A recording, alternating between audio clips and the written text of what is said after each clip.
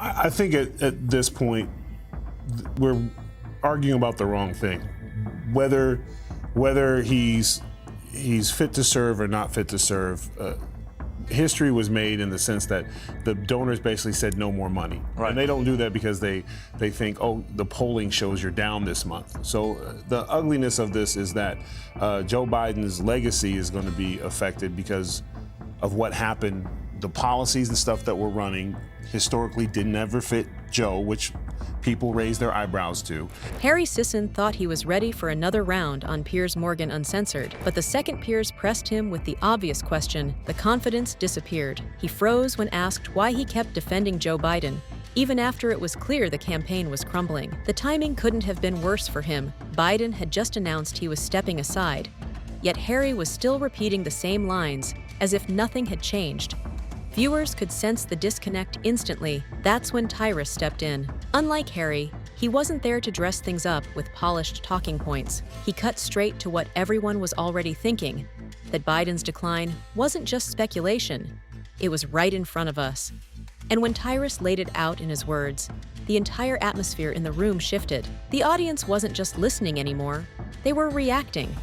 But to understand why the crowd erupted, we need to look at what led up to this explosive clash. And you're seeing all this cover-up of how sharp he was, and that's a interesting word because it's used a lot. And I always find when different people all use the same word, it's a talking point.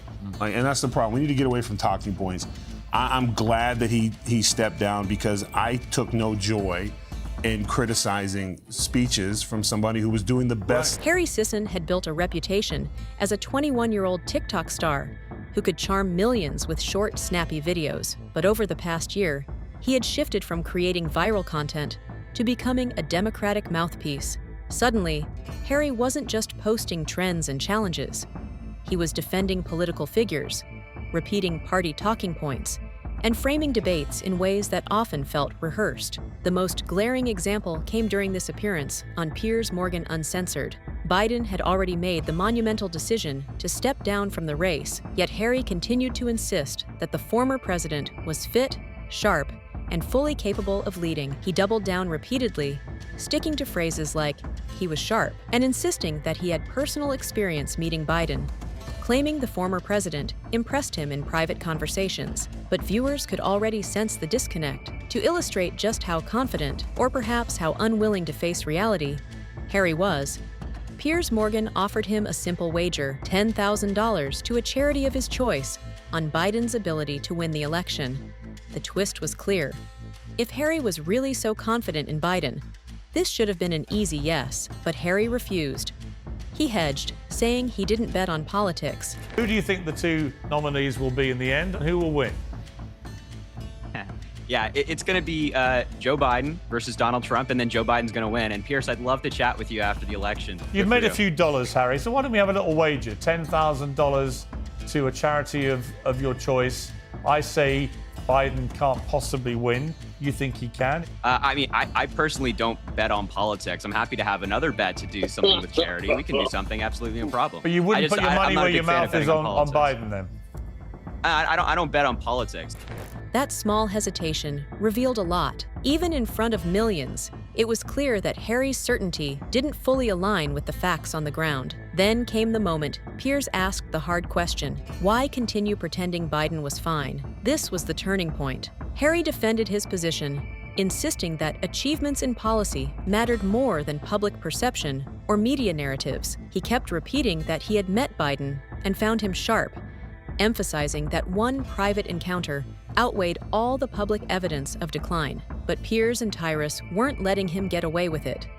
Tyrus, in particular, cut through Harry's rehearsed lines with a precision that left the audience leaning forward. He reminded everyone about Biden's public stumbles, falling down steps, struggling on stage, and confusing remarks during speeches that even the White House had to rewind and clarify.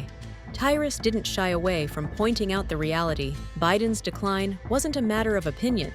It was observable. By framing it this way, Tyrus forced Harry into a corner where repeating "sharp" no longer carried any weight. It became even more apparent why Harry's defense sounded off When we looked at the financial ties behind the scenes, public records show Harry had been receiving payments from Democratic sources for social media consulting dating back to 2023.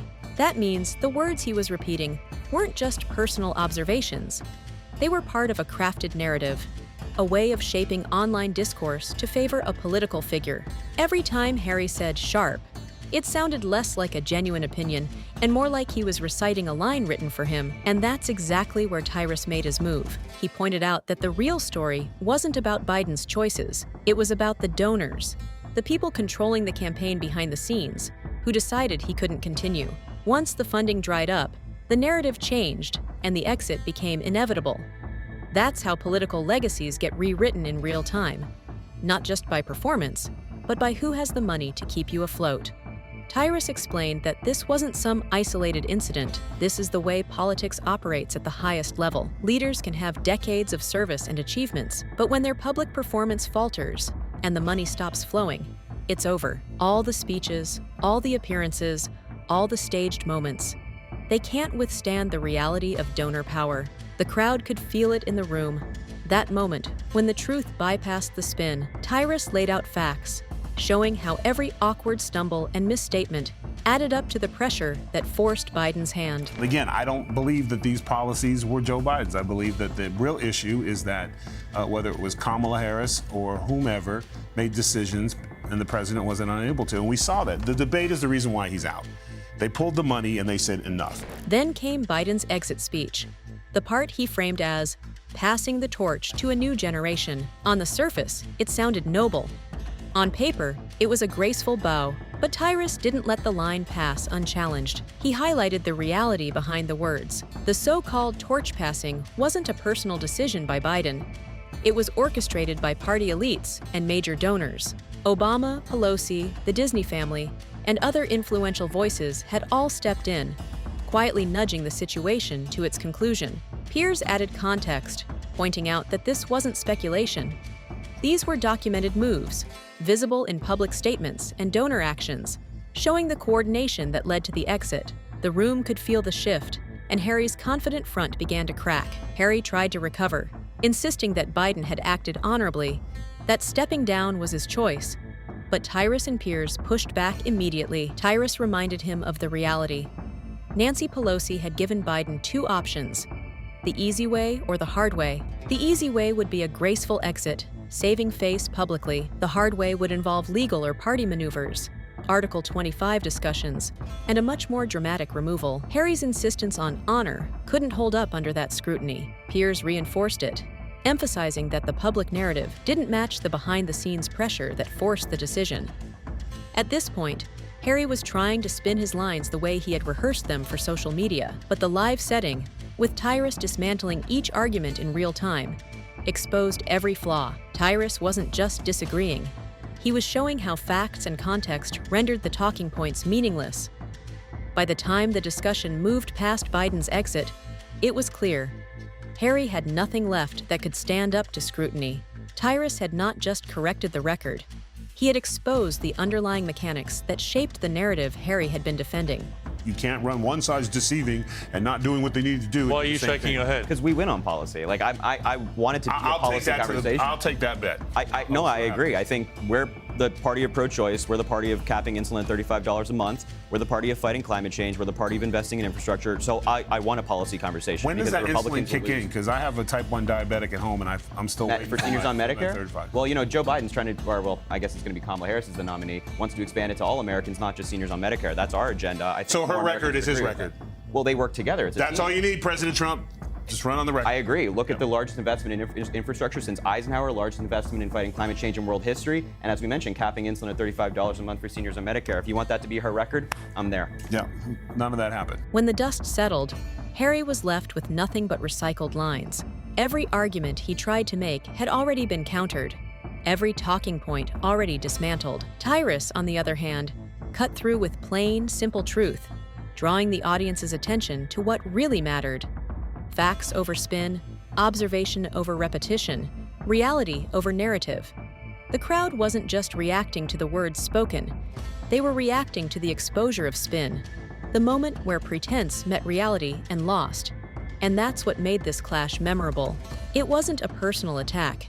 It was clarity in action. The audience got to see how influence can be manipulated and how critical thinking can cut through it. Harry's performance highlighted how much preparation, funding, and messaging can shape what people see online, while Tyrus reminded everyone that truth doesn't need embellishment. So, here's the question for you. Do you think this was just a debate Harry wasn't ready for? Or is it proof that many influencers are being used as mouthpieces for a larger agenda? The comment section is yours. Let me know what you think.